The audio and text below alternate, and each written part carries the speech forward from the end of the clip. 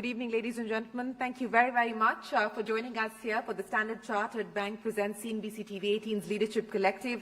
I am Shireen Bhan, the Managing Editor of CNBC-TV18. It is my privilege this evening to welcome you all here to our very first Leadership Collective for this year. This is a marquee property that we have created in partnership with Standard Chartered, and the idea of the Leadership Collective is to get government and industry to brainstorm and chart out a roadmap for change. This is a great time for the Indian economy. I don't think I need to say too much on that because the numbers at this point in time speak for the strength of the Indian economy and where the Indian economy finds itself, especially when we look at what's happening in the rest of the world. There is a lot that's positive and a lot that's going for us, but a lot more that needs to be done and a lot of distance that needs to be covered. The strength of Indian manufacturing, ladies and gentlemen, has been something that we've been hoping to unlock for many, many years, in fact, decades. We've been stuck between that 15 to 16% of GDP for very long. The aspiration is to take it to 20% plus,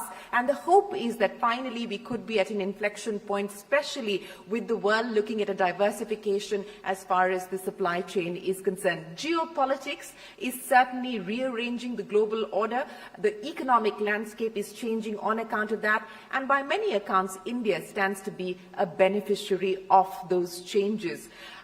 India, of course, is a diverse country. As the outgoing and the former CEO of HUL always told me, he said, you cannot do business in one India. There are many Indias and you need to have a winning strategy for many Indias. And I think as industry and as governments, that also is the challenge that we need to contend with. That is the opportunity that faces us as well. I want to welcome the Industries Minister of Tamil Nadu, Dr. TRB Rajaa. Thank you very, very much for joining us here. Ladies and gentlemen, a big round of applause to the Minister. I know it's a busy time, but he has joined us this evening. And there's a reason why we decided to bring the Leadership Collective to the state of Tamil Nadu.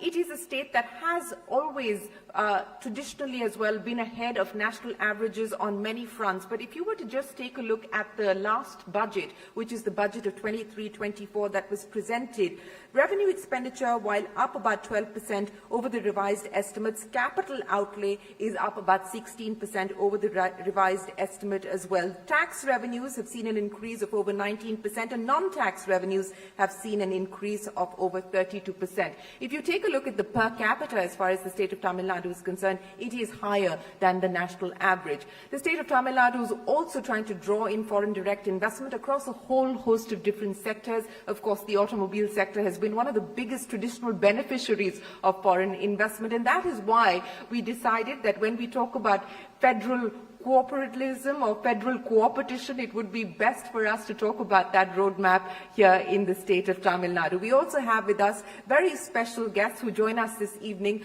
to discuss and deliberate on the India opportunity and what each of them individually within their organizations is doing to take that India opportunity forward, but more importantly, collectively, what needs to be done to really leverage the India opportunity. I'd like to welcome Ravi Chandran Purushothaman, the President of Danfoss India. Thank you very much for joining us.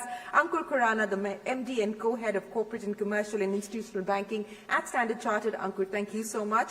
Elango, PMD, Hindustan Oil Exploration Company. Mr. Elango, thank you so much for joining us. And Mr. Chandra Mohan, the President and Group CFO of Tractor and Farm Equipment at TAFE. These are people that I know that the audience here in Chennai are familiar with. So my gratitude to each one of you for joining us here this evening. Ladies and gentlemen, without further ado, may I request the Minister to join us now and speak about the roadmap that his government is charting to leverage on the India opportunity and the Tamil Nadu opportunity. Thank you very much, sir.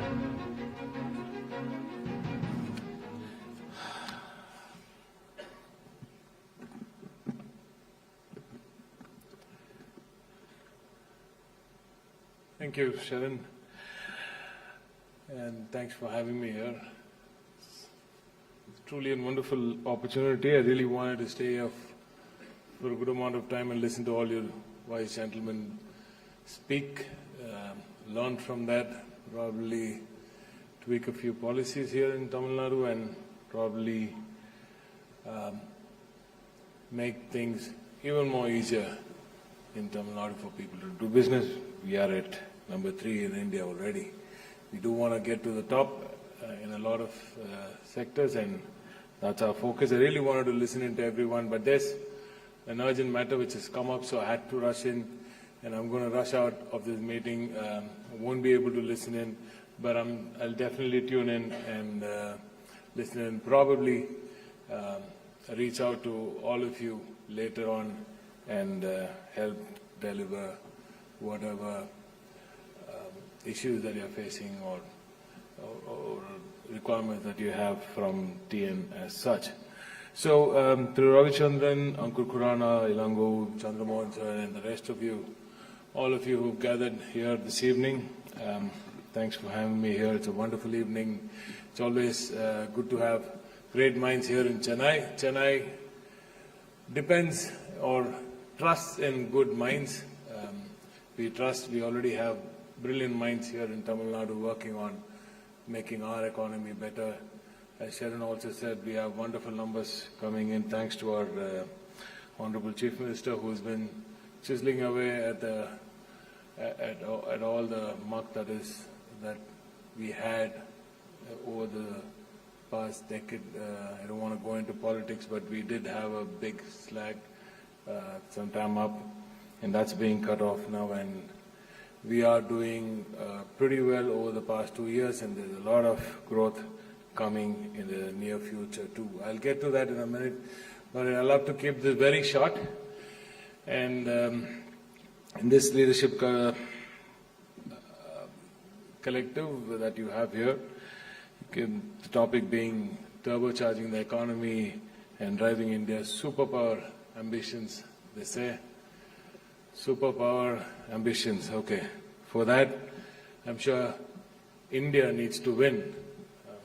When I say India, I don't want all of you to take the political route now. But of course, that needs to win too, if you ask me. But I'm talking about why India needs to win, how India needs to win over poverty, the divisive state that we are in today, and how we need to win over all the differences, all the little differences that we seem to have between states and as a country too. I think India has tremendous opportunities, and I personally think this decade at least is India's, and more so Tamil Nadu. I'll get to that in a short while. What is a superpower? Is it about military might? Is it about financial might? Or is it about the kind of influence you have as a nation? That's something which we need to debate. But for me personally, and for my leader, and the ideology that we've all grown and built Tamil Nadu upon, for us being a superpower is about building super skilled people. Right? Let's get to the roots. That's where we started. Periyar, Anna, Kalaignar, great leaders of this state have collectively taught us how to build a nation.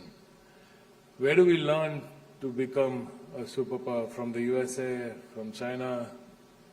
I don't know. The USA has its shortcomings too. China, we all know where it's heading today. But where do we look as a nation to become a superpower? I say we look within. India is a collective of many nations. India is a collective of states, a union of states. And I say we look within for a superpower called Tamil Nadu is here.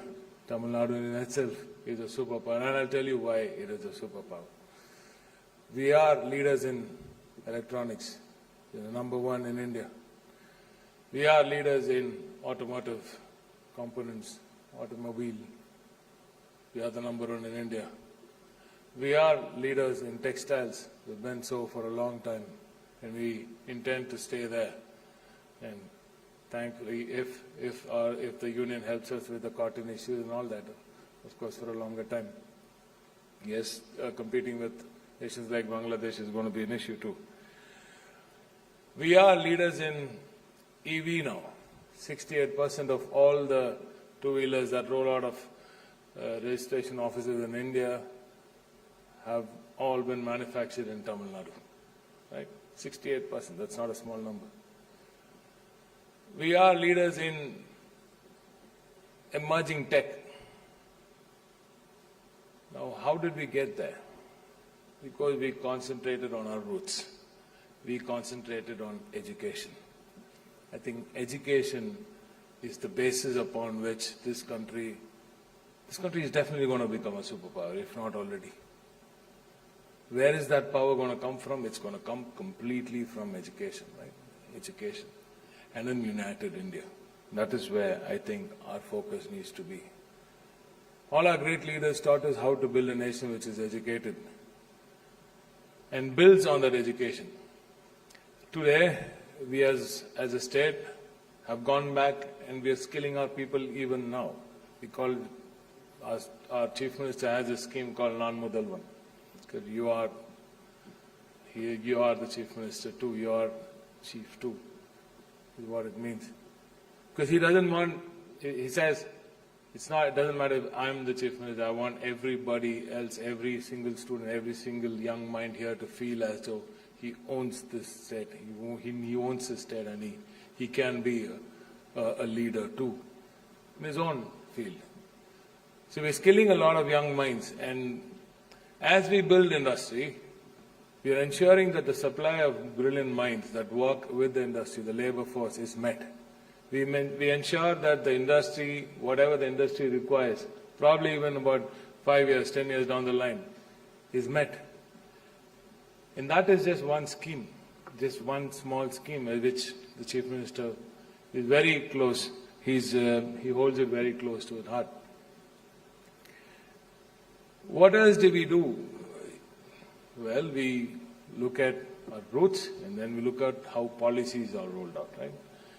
We have an R&D policy. We have a life sciences policy. We have an EV policy. And every single policy has a set of brilliant minds working on it, who worked on it with industry experts. Okay, every step of the way, we connected with the industry. We connected with the folks right here. We get feedback from them, we learn from it. And we learn and then execute accordingly, making sure there's a balance between what our folks need, what our children need, our future generation, how education is converted into quality jobs, high value, high paying jobs, and jobs for rural Tamil Nadu. And that's exactly what I think India also needs to do. We need to ensure quality, high value, high paying jobs and jobs for rural Tamil Nadu. How do we ensure rural Tamil Nadu, jobs for rural Tamil Nadu? We roll out policy like the non-leather footwear policy, where massive amounts of people have engaged. It's about 40,000 people in each factory. In Chennai, there are 40,000, and almost 95% of them are women. And no wonder in all the women workforce in India, 50% of them are from Tamil Nadu. 50%, can you imagine? And that's equity. And that's why we are a superpower. Our super women make us a superpower. And I think India needs to learn from that too. India needs to learn how a state has grown because it's given enough weightage towards women. We're still building on it. We still haven't rested, right? We're still making sure our women get more. Just the other day, our Chief Minister rolled out this new scheme. It's called Magalir Urume Thittam, right? We value the work that our women do at home. We recognize that as work, right? This is work. You're working for the family. You're building the family. And the family that you build works for the nation. It is you that is building the nation, is what our Chief Minister wants to say to our women. And we respect that. And we're paying them just 1,000 rupees. It might not sound too big for many. But let me tell you, millions in Tamil Nadu think that that has given them respect, self-respect, right? This is all about self-respect. So this has always been about self-respect. That is what Tamil Nadu is all about. And that is why Tamil Nadu today is a superpower. And I know it's a superpower. And when will India become a superpower, you ask? I don't say mimic Tamil Nadu, right? Don't mimic it. You have your own inherent strengths. Tamil Nadu has its inherent strengths. We built on it, and we are here at the top today. I say let the states build on their own strengths. Don't try to copy. Don't try to poach. I say don't try to poach. I'm talking to somebody up there. Let's grow together, right? Let's grow. We've grown together as a state. We've built our districts. We've gone to each and every district. Now my chief minister says, as industries minister, he's asked me to go to every single district. We're taking growth to the nook and corner of India, of Tamil Nadu. If you look at other states, we could probably name one city, one place which has a cluster of industries. Now, if you look at Tamil Nadu, there's a cluster around Chennai, there's a cluster around Thoothukudi, there's a cluster around Coimbatore, there's a cluster around Madurai. I can go on and on. Because we've taken growth to all of Tamil Nadu. It's called Paravalakkapatta Valarchi. It's growth to every nook and corner of Tamil Nadu. How did we do that again? We educated our people. It all starts from that. Education, quality education, and then skilling, right? And then when you skill your people, you get super skilled people, you become a superpower. This is how Tamil Nadu has done it. And I think as a nation, if we open up our eyes, and instead of looking for superpowers outside of India, and you look at superpowers like this, like Tamil Nadu, like Kerala, right? And look at what Telangana is doing, like Gujarat. Why not? Yes, like Gujarat, in its own way. Why not? But learn from each state's inherent strength. Build on it. Work together as a nation. And I think the path to India being a superpower is much, much easier than anybody else could have thought of. We're going to get there very, very soon. And for that to happen, we have to look inward. We have to look at our super women, our super skilled labor force, our super skilled talented youngsters. And I think there's no stopping India in the near future. I say there's no stopping India once again.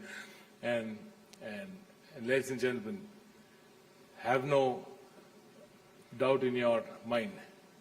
This state is going to march ahead. And we are going to become the number one in almost all the sectors that you can imagine. Not because we are egoistic about becoming a superpower, becoming a number one. Because we care for our people. And when you care for your people, I think the superpower category is already achieved. Thank you for having me here. I'll see you soon in a different event very soon. Thank you. Cheers.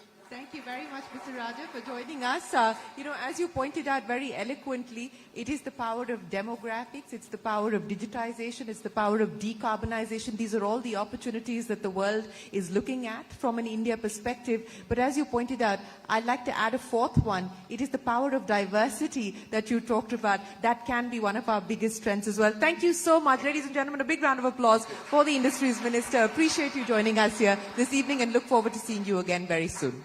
Thank you so much. Thank you very much. Well, that was a wonderful start to the Leadership Collective, where the context has been set about the opportunities that present themselves for us as an economy and the opportunities that present themselves for each state. And it is really going to be an India story that is woven on the back of the story of its states. To take this conversation forward, let me invite our panelists here this evening. Could I have with us Mr. Ravichandran Purushothaman, the President of Danfoss. Sir, can we have you up on stage? Ankur Khurana, MD and Co-Head Corporate and Commercial Institutional Banking at Standard Chartered. Ankur, thank you very much. Mr. Elango, MD Hindustan Oil Exploration. Could we have you join us, sir? And Mr. Chandra Mohan, President and Group CFO Tractor and Farm Equipment at TAFE. Mr. Chandramohan, thank you so much. Ladies and gentlemen, it is time for us to get this conversation started. Ravi, let me start by asking you, we talked about some of the opportunities that present themselves. Let's start by talking about the India domestic opportunity today. I mean, it is no longer an either or. Would you want to be in India? You don't want to be in India? I don't think that is the conversation that's happening in the boardrooms. The conversation that seems to be happening in the boardrooms is we have to be in India. What is the winning strategy for a company in India? How have you seen this change, and what is the imperative at this point in time? I think when I look at where India is today, I think there are very strong trends in India which no company can ignore, no global company can ignore. When you look at the demand driven by demographics, you spoke about digitalization, you spoke about decarbonization. Both that are opportunities that Danfoss is working on. These are huge opportunities for companies like us, because we are in the space of energy efficiency, cooling, heating, and electrification. So these are huge opportunities for anyone. I think the discussion in the boardrooms are not about whether to be in India or not to be in India. It's about how to be in India and get it right in India. Yeah. So we have actually, we are a family-run company. We are completing 90 years this year, and we have completed our 25th year in India.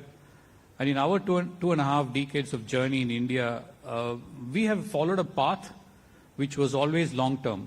We never invest short-term in any country. And being a family-owned company, we invest for long-term.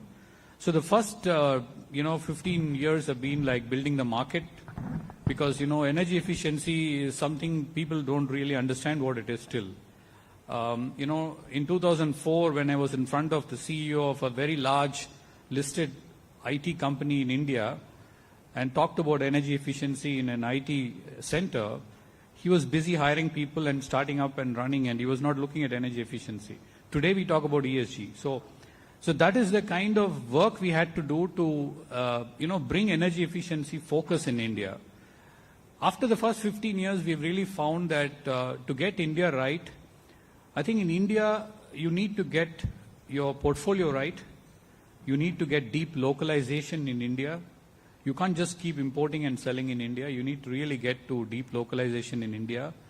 And to get to deep localization in India, we did very differently from many companies. So from sales, we went to R&D. So we established competency in India, worked with universities. I mean, when we started in 2004 looking at hiring from universities, refrigeration was not even taught in any university. So we had to work with professors and lecturers and make them first get to understand the power of refrigeration, why refrigeration is important. Because in India, a refrigerator was treated as a 500% or 1,000% import duty component for a very, very long time, which is also why we have a big problem on cold chain in India actually today. So refrigeration was really introduced into the universities. We worked very closely with the universities. And after 10 to 15 years, we have actually built a very large ecosystem of students whom we could attract higher. And today, more than 200 of them are working outside of Danfoss India. Yeah. They are working in the Danfoss countries in different parts of the world.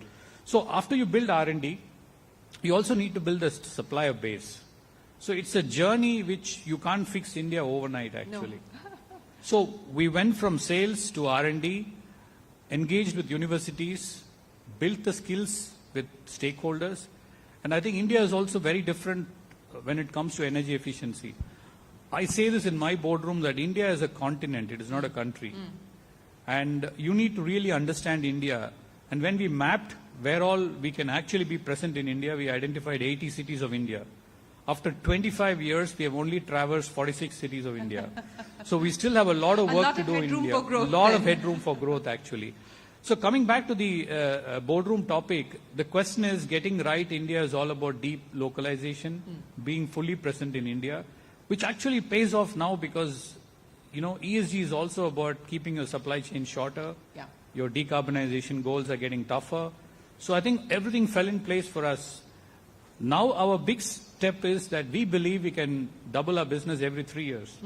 because that's the kind of demand we see in India at So the moment. turnover 5,000 crores in FY25? Absolutely, yeah. Absolutely, Yeah. yes. Oh, all right, that's good. That should be easy, I say. That should be easy. Yeah, That's good to hear. Ankur, talking about the winning strategy for India, and just to take that conversation forward, many pieces have fallen into place at this point in time, domestically as well as globally as well. What do you think is working best for India today, and what are the advantages that we need to leverage on today as an economy? So clearly, India is at the center of a multipolar world, right?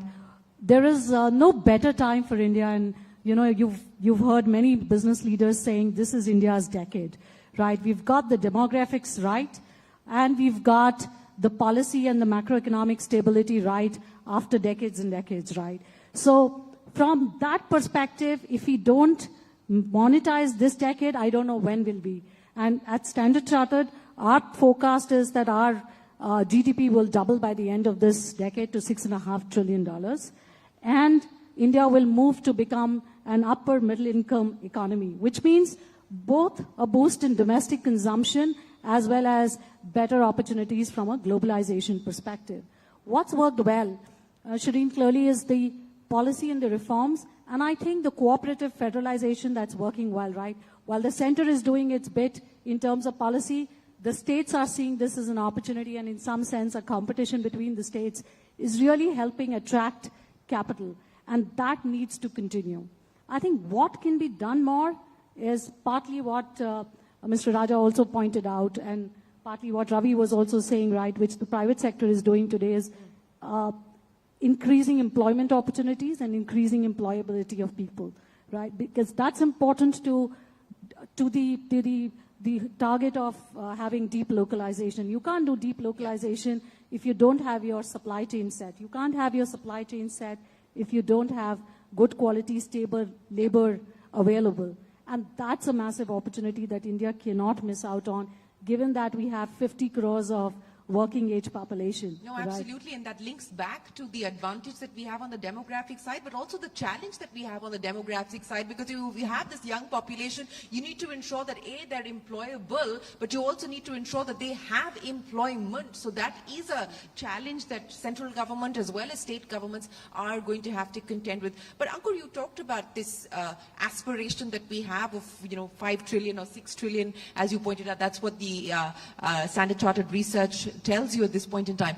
But the unlocking of per capita consumption, if you actually see per capita go from $2,500 to $5,000, which is the expectation, what would that mean in terms of opening up the domestic market? So if this happens in terms of the per capita consumption actually goes up, right, you will have the household consumption numbers almost equal to India's GDP today, which means $3 trillion will be purely domestic consumption that will happen. So that's important for all the FMCG companies, the consumer durable companies, the two-wheelers, the electric vehicles. So India becomes a dual purpose economy, right? One for the domestic consumption and two, the export hub. Absolutely, and I want to talk about the export opportunity as well, but it also benefits you, Mr. Ilango, if you actually see the Indian economy grow and per capita consumption increase, because that is going to mean that there will be more need for oil and gas. But speaking of that, since we are talking about the opportunities, let's also address some of the challenges. At this point in time, we've seen many regulatory changes being announced as far as the oil and gas sector is concerned. There is a cap that's been announced specifically for gas pricing. On the oil side, there is a windfall tax, which there was a little bit of a breather over the last 2 months because the windfall tax fell to nil, but it is now back. So does that make it challenging, and what signals do foreign investors particularly take away from the regulatory changes? Like other industry, oil and gas require large amount of risk capital, which means it is not sufficient for the domestic sector alone to invest in such high risk capital. While the oil and gas resources belong to the people of India, you need expert company and investment to find it, and you need it from everywhere. One of the latest example of a major oil discovery being made is in a little country called Guyana. Guyana is a small country with 800,000 population. 40% of them are from India origin.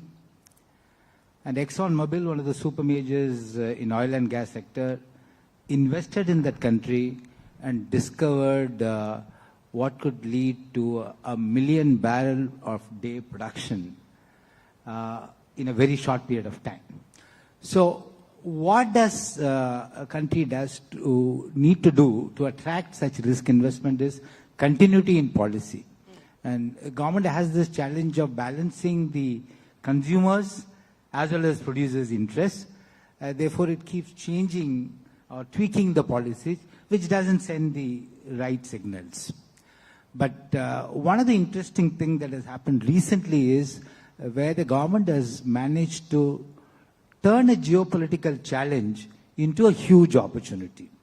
I'm referring to the Russian-Ukraine crisis, which India handled so well that from virtually no oil import, today we are importing close to 2 million barrels of Russian crude at a discounted price. We're able to process those crude oil and re-export to Europe. In the process, a lot of value addition occurs to the country as a whole. So how does a country manage to turn around a geopolitical challenge into opportunity? And the China Plus strategy is also falls into that category. The good thing is the government is today is confident about its future and it's able to turn challenges into opportunities. Yes, important points that you made there, how the geopolitics is also dictating economic decision-making, and in many cases, as you pointed out, it is working, at least at this point in time, to our advantage. So let me address the issue that Ankur raised as well, and we heard that from the minister as well. The competition between states, because India lives in her states, and you operate across different states of this country as well. You know, what we are seeing in Tamil Nadu, what we're seeing in Telangana, what we're seeing in Gujarat, what we're seeing in some of these high-performing states is the fact that we've seen transformative change, both in terms of per capita as well as growth. But there are still large parts of the country which are not seeing similar kinds of growth. What do you think needs to be done at the state level? Because at the end of the day, licensing is done by the states. Permissions are granted by the states. So the ease of doing business is not just a union government issue. It's actually much more a state government issue. Yeah, I think, as far as states are concerned, or even a country as a whole concerned, if you want to attract investment, then the fundamental requirement is, of course, being cost competitive.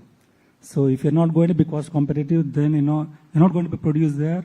And of course, you may not be able to also be competitive. Therefore, it's extremely important for the state to be competitive. And for which, of course, there are, of course, enabling provisions which have to be done by the state itself in terms of ease of doing business. I think some of the states, particularly Tamil Nadu and of course some states like Gujarat, have done a commendable progress in terms of, I would say, ease of doing business. That's why Tamil Nadu, as the minister was telling, was able to move from 3 to 1. To just give an example, while of course we are a strong tractor company, we are also in interior plastic business. And recently we acquired a unit of Rajaa in Chennai, of course, which had also had manufacturing facilities in Chakan and Andhra Pradesh. And we were able to seamlessly get all the approvals, so much so that we were able to start supplying to Hyundai and other customers from day one without any interruption, notwithstanding that we had to shift the entire machinery from one place to another, which involved a huge amount of effort and resources. So therefore, I think these are all very important for the states to ensure that the ease of doing business is considerably improved. Apart from, as the minister said, it's also the labor. The labor has to be competitive and the labor has to be continuously skilled and upgraded. So the skilling becomes extremely important for every state to focus upon. And I think whichever states have focused on these type of improvements in terms of, I would say, ease of doing business, in terms of ensuring that the power is available at the right time, and of course in terms of skilling, have actually grown. notwithstanding probably some of the limitations they might be having. You know, you're also the CFO, so you have your eye very closely on the numbers. You talked about the ease of doing business, but one of the factors that very often comes in the way of big ticket investments is the cost of doing business. You talked about cost competitiveness. How much better has it got? Because when we talk about logistics costs, we know that India is significantly higher. The wage arbitrage is no longer that big of a benefit or a big advantage, but neither is it in China. China enjoys scale which we cannot aspire for. So on the cost competitiveness aspect, how much better have we gotten? I would say, while there is still some room to go, but we have significantly improved. For example, without talking about sustainability today, most of the companies like us, for example, 75% are green. And I think we'll move towards maybe 90% soon. So I think that's certainly helping us to reduce the cost of power. In terms of logistics, for example, we have started sending tractors by train. For example, while we are in Tamil Nadu, we are very strong in some of the states like Rajasthan, Gujarat, etc. And we send a horde of tractors, if I can use the word, by train. Okay. And we are beginning to use, there are of course some disadvantages in terms of, I would say, movement from the place to the place where it is to be sold. We even start beginning to see whether tractors could be moved by the coastal route. So I think there is a significant cost arbitrage by using this type of, I would say, possibilities which were not available a couple of years back. Right. The government has taken a lot of steps to actually enable this type of movement of materials, and these are all helping us to reduce the cost. And certainly the scale is also definitely another factor which is helping us to reduce the cost. So I think these are all the factors which would certainly enable the company to be cost competitive and of course also to be able to export. Absolutely, and benefit the margins as well. I am going to request the audience here, if anybody has any specific questions, do raise your hands. We'll come to you in just a second. I will also request my team to bring the microphones out. But let's talk about exports, because that is where you ended. And I want to start by talking to you, sir, about the opportunity. Making India for the world has been the aspiration now for several decades. And at this point in time, what we are seeing in a much more concerted way, because of China +1, the need for supply chain diversification, etc., is that companies are now looking at the possibility of making in India and exporting out of India as well. On that front, from your own example, what do you think has changed? What more needs to be done? So, before I get to that, we talked about competitiveness. I mean, when you look at the productivity improvements India has delivered, which is inside the factory, I think we've been able to implement, because of high skills, quite a lot of digitalization in the factories, which actually has helped to reduce cost. And factor productivity has also gone up in the factories, at least that's our experience. Now, coming to exports, when you build a supply chain in India, for a company like ours, which is global in nature, you're part of building a resilient supply chain for India, and you're part of a global value chain. Yes. So we actually have significant benefits.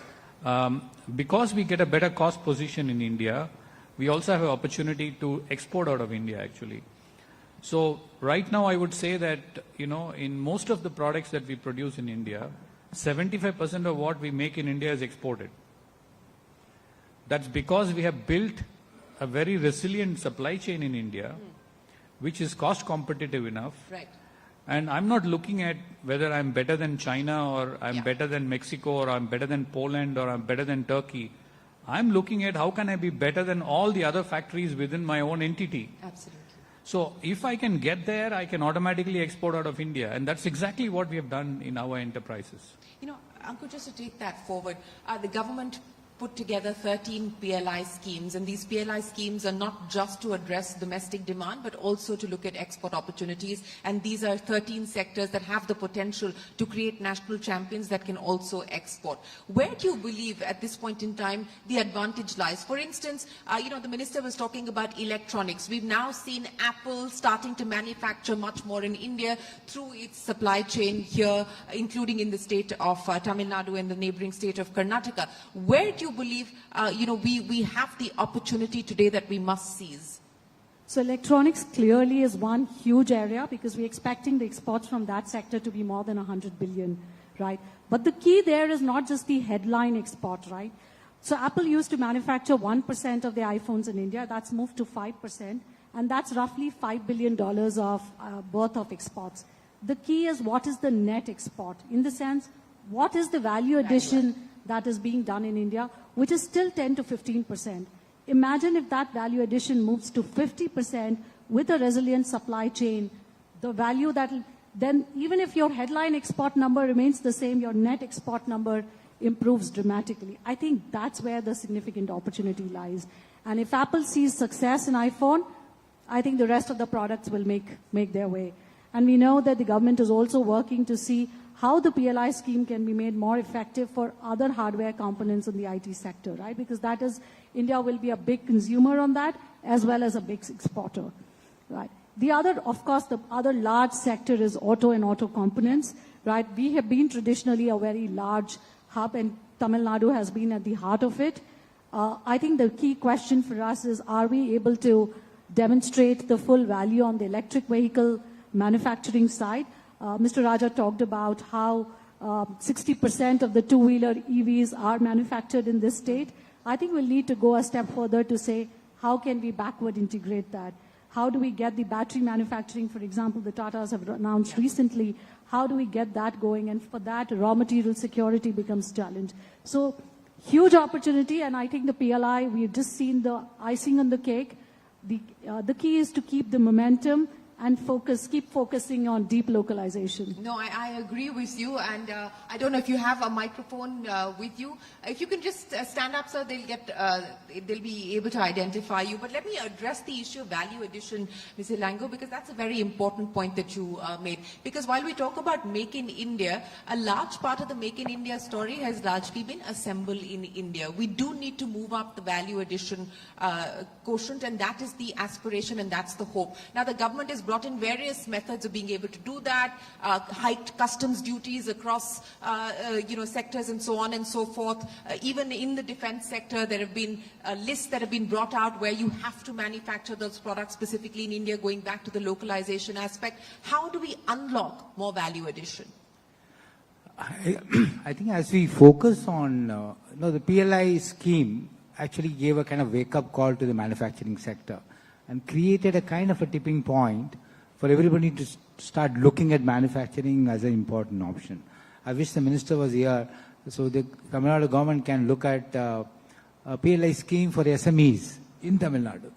Idea is to replicate models as they gain momentum as such. On the question of value addition, there's no way the kind of value that you accrue in services sector can be replicated in manufacturing. That's a reality, and one needs to be really aware. And the kind of skill set that required by the manufacturing sector and the kind of skill set required by the services sector are quite different. And it's very important that these clusters are developed, a cluster-focused approach where you have a manufacturing plant, you have the associated skill set training center or skill development center that goes well with the community, that's inclusive, that takes care of the women employment, local employment. And that's how you create an overall value to the economy as a whole. Independently, a unit or a product may not be able to create that value, but you are creating an impactful to the local economy. And I want to mention here about what I call the Zoho model. Right from Tamil Nadu, Mr. Sridhar Vembu has demonstrated that services sector can quite comfortably move to the rural areas of the state. And imagine if that can be created across the country by a little more help from the states. All that is need is some kind of incentive in terms of land and some basic infrastructure. That can be quite successfully created. And I think and that's where the innovation really comes.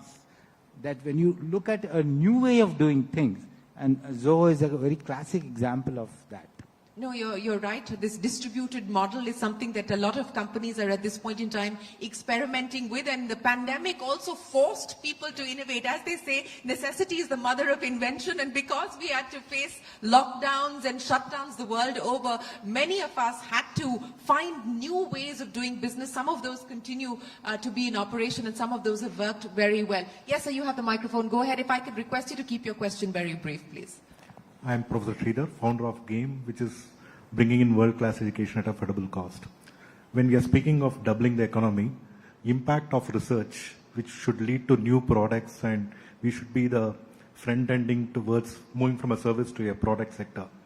Can we have a CSR, similar to CSR policy, can we have a government policy towards research so that we have more focus on that? You know, the Thoughts on government, that? the union government has said very clearly that, look, even though we were providing incentives, there was not much that was happening from the private sector to actually up their R&D spends. So I don't know what the answer to this is. I think, when you look at today, you don't do R&D because you want to use your CSR fund.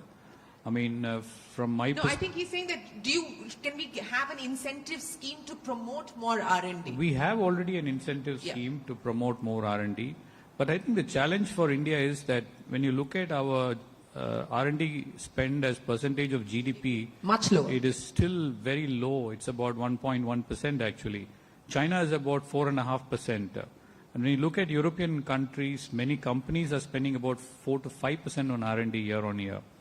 So I think we certainly need to accelerate R&D spend. But I think what I have seen in the last 3 years in India, these innovation valleys that have been started like IIT Madras Research Park, IIT Roorkee, IIT Bangalore, IISc Bangalore, I think there is a lot of young talent through the startup ecosystem, engaging with a lot of large companies. I think so we have kind of begun very well here in my view. It will only accelerate. Now it's an unstoppable game in my view actually. Of course, when will we reach 5%? That probably takes a long time actually. But I think we also need to start building products in India for the rest of the world. Yeah. And I think brands that brands, people aspire and for. Brands, absolutely. Yeah. But there's a silver lining on that story, and most large MNCs, whether in the tech business or in the manufacturing space, have actually set up their R&D centers, and these are their biggest R&D centers outside of their home offices or their headquarters here in India. This GCC story, Ankur, how important is that really at this point in time? Because patents are being filed, R&D is being done here in India for the world. So, I don't think every problem can be solved with an incentive. That's my view, right? The incentive needs to be more commercial. And companies and corporations which are seeing the benefit of R&D are actually going and reinvesting in this. Today, the entire export of patents, as you say, is happening because people can see a commercial benefit in it. Now, there are two ways to attack this problem, right? One, you give an incentive and tell corporates that we'll give you a tax incentive or something to up your R&D expenditure. I think, yes, that can be a short-term measure. But the longer term to make it work is what is already happening in the country, which is the development of the startup ecosystem. Almost every large company that I'm meeting, and I was in Delhi yesterday meeting a very large tire manufacturer, instead of only spending on their own R&D for their tires, they've actually invested in a bunch of startups who actually manufacture sensors for heavyweight vehicles, and these sensors will help them gather data to say how better can they make their tires, right? So it is that partnership that needs to continue. So what the government can aid is to ensure that this startup ecosystem is not killed, right? And there is enough private sector incentive to partner with these. Can I say something? Yes, to my mind, research and development need not be supported by CSR at all. For the simple reason, for the company to sustain and grow, it is a necessity. Just to take our own example, I think way back in 1960, we got a technology for one tractor from Massey Ferguson. And in the past, 50, 60 years, whatever we have done, whatever we have developed, just not for India, because we export to more than 80 countries, including USA, and of course to certain countries in Europe, etc., completely indigenized and developed inside TAFE. So I think, no company can afford to actually grow and of course sustain on a continual basis unless there is a urge to invest in R&D, invest, of course, in new product, and of course, today technology is changing. For example, today, while precision technology has taken off in a much, much different ways and space outside the country, in India, it's slowly taking place. But I think it is bound to take place in India also. So if you are not, as somebody was telling, that if you don't work with some startups as far as precision technology is concerned, and then, tie it up with them and ensure those technologies are brought to India, and not only for the Indian market, but for the global market, the company may not be able to grow in the near future, in my opinion. No, I agree with you that it is imperative, because if you do want to capture global, be part of the global supply chain, capture global value, etc., you will need to up the innovation quotient as well, and that is going to be critical. If there are any more questions here, if you could raise your hands, we will get a microphone across to you. Yes, sir. I'll come to you. But, I want to talk about one of the superpowers that the minister talked about, women. And this is one of the big aspects that often gets ignored. States like Tamil Nadu have actually done a much better job on that front. In fact, Tamil Nadu leads in the area of bringing women into the manufacturing space specifically. Ankur, I want to start by asking you, how do we unleash and unlock the power that women can bring to the economy? And this is no more a boardroom conversation, it's a shop floor conversation as well. So it's quite disappointing to see that there is only 26% female participation in the labor force, right, which is significantly below the global average, leave aside the average of some of our peer countries. I was actually positively surprised when he said that 50% of the female labor force actually comes from Tamil Nadu. So clearly we have an example to emulate. I think it is not just upon the government, but it is also upon the private sector to go and invest in this. And there are examples already. We know a very large EV manufacturer. They set up a line which is assembly line. They decided to set that up last year, and they completed that entire setup, and it is entirely run by women, 1,500 women, 3 shifts working, and they shipped out within 18 months their first electric vehicle, which is fully manufactured and assembled by women. What did they do differently? 1, they set a goal for themselves. 2, they went and employed women from underprivileged background and trained them and engaged with them, right, and rewarded them in the right way, not the cheapest labor, right? That is a sustainable model. And I think we'll all have to do our bit in this, right? And I don't think we can expect only the state or the central government to do it unless the industry takes it from the forefront. It has to be a commitment that each one of us makes as industry, as the private sector. We do need to make that commitment to the cause. Yes, sir, you had a question. If you could address that, please. Yeah, my question is, we all know that renewable energy is taking a good shape today, not only in India, but also worldwide. 30 giga is the target in next 5 years set by central government. And apart from that, we also have the battery operated car today. It has come, and nuclear power is the solution for future demand, electricity demand. I was told in this meeting, I heard that oil and the gas industry is a high risk. I am not able to understand as to why you define this as a high risk. Is it because of the technology, the nuclear as well as electric is going to replace, including renewable energy? Or is it something else? I am not very clear why you call it as a high risk. And I see, the oil and gas will be at least there for rest of our life or more 100 years. I see capacity is there in terms of oil. Well, Just I want clarity. Well, certainly here in India, so we're not moving away from fossil any time soon. But Mr. Lango, you want to take that? Yes, I'll give you a very What makes your business so risky? Yeah, I'll give you a very interesting story, a real story. In Rajasthan, today produces about 25% of the onshore production in India is produced from a single state in Rajasthan. ONGC tried to discover the oil there, could not succeed. Then a company called Keynote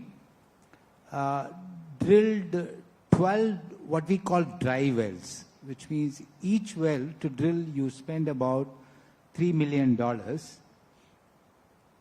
The company drilled 12 dry wells before discovering the oil in the 13th well, which happened to be a discovery worth $1 billion barrels, which is equivalent to at $100 oil price, 100 billion barrels.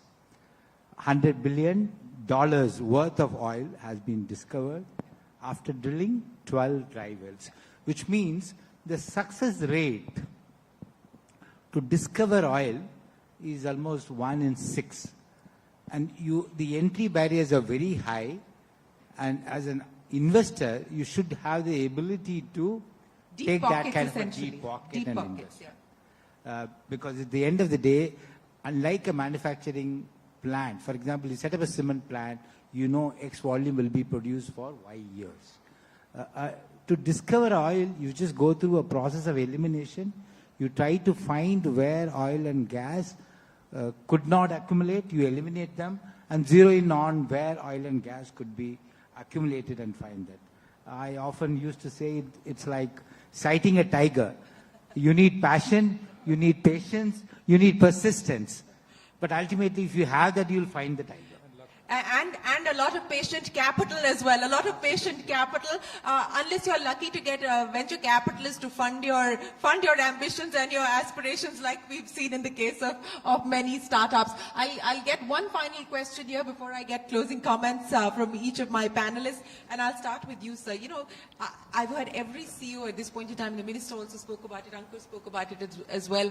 Is this India's decade? Is this India's decade? Is this India's century? Is it the Asian century? How would you describe where we are today, and how would you like to describe the ambition or the aspiration that you have for the economy?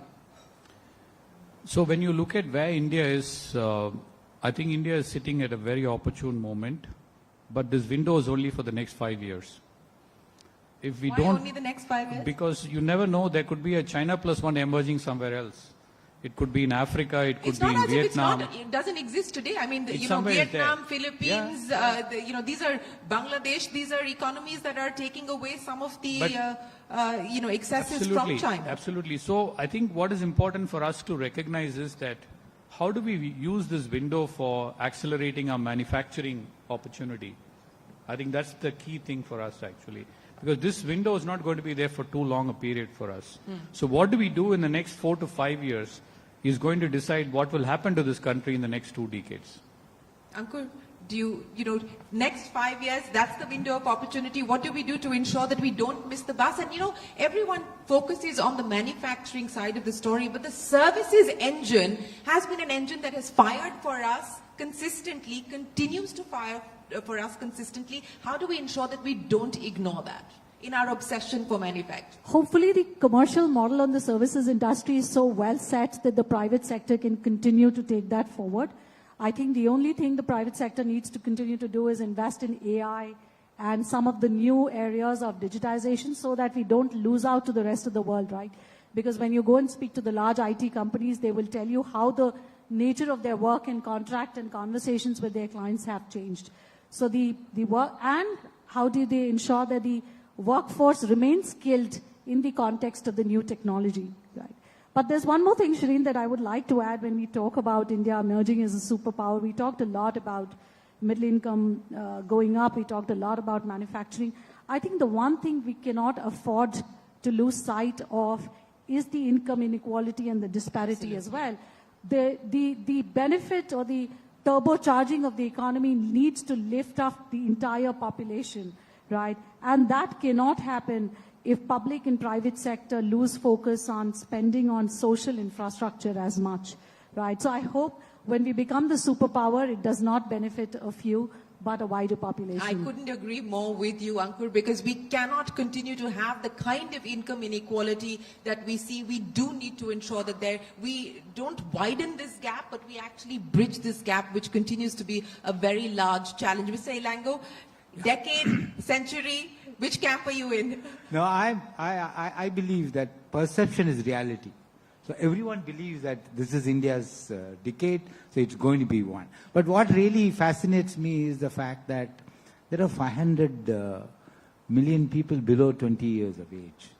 That statistic really is very powerful because these 500 million people of Indians are going to be much more educated than the previous ever 500 million Indians as such.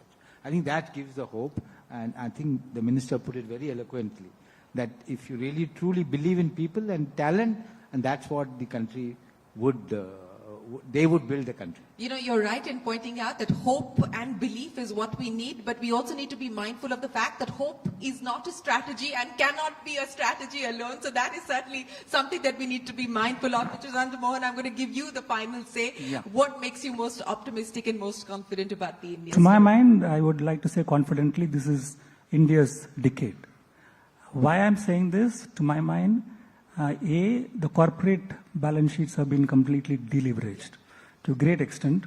Banks are, of course, in a very, very strong position to lend. I think she's looking for companies to lend. I don't know whether enough companies are there to Lot borrow. more competition than you want. That much, that I don't know. We don't even have that many banks, Anku. What are you talking about? Ask us. And most importantly, government resources are very strong. Basically, government did not goof up anything, did not do anything wrong at the COVID time. While they were pushed, I think they did a pretty, I would say more than a decent job in ensuring the resources were properly managed. So given the strength of all this balance sheet, and given the fact that there is a huge push on PLI, infrastructure, I would say a very, very strong supply chain. For example, to give an example, outside our industry, while we all know API, 80% or 70% is imported from China. I think government is certainly looking at it to see, companies are looking at it, how do we bring it down at least by 35-40% in the next couple of years. So I think this is happening in most of the sectors. So if we are able to, let's say, continue this measure, give the same push momentum as we spoke about, not only just in terms of investment, but in terms of skilling, in terms of infrastructure, etc., I think we are sure to grow in the years to come. Well, there is consensus, ladies and gentlemen. We have got a lot in place at this point in time to ensure that this is, in fact, India's decade. The question now is, can we make sure that we put the ingredients in place to deliver on that promise and to deliver on that potential? We've seen the curse of the cover story play out for many countries, including for India several times in the past, and we certainly hope that this time the story is going to be very, very different. Thank you so much to each one of you for joining us here today, for sharing your thoughts and your insights on where we stand, but more importantly, where we're headed and which direction to take. My many thanks to each one of you for joining us here for our inaugural Leadership Collective here in Chennai. The panel is here, so if there are any more questions, we do have dinner as well. So thank you once again for joining us here this evening. My many thanks to the panel for joining us this evening for the first Standard Chartered CNBC-TV18 Leadership Collective. Thank you very much, ladies and gentlemen.